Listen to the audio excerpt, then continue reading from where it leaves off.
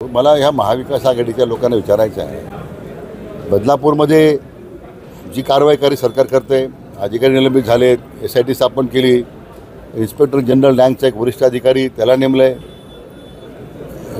आणि सरकार अतिशय गंभीरता आहे आणि गंभीरतेने आणि संवेदनशील आहे। SITची स्थापना करताना फास्ट ट्रॅकवर आपण त्या ठिकाणी निर्णय केला सरकारनं। मला याचं आश्चर्य वाटतं, या पश्चिम बंगालमध्ये एवढी मोठी घटना घडली, एका महिला डॉक्टरच्यावर अतिप्रसंग करून तिचं निर्गुण हत्या करण्यात आली। जगामध्ये पडसाद उमटले, देशभरामध्ये सगळ्या राज्यातील डॉक्टर मोर्चे काढतात निषेधाचं।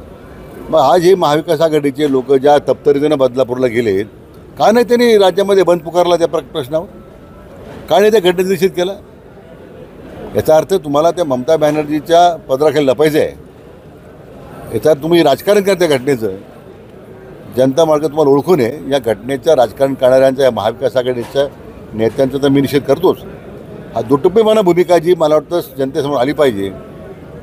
आणि मला वाटतं या घटनेमुळे तरी आता यांचं खरी पोलखोल महाविकास आघाडीच्या नेत्यांच्या आता लोकांसमोर येईल।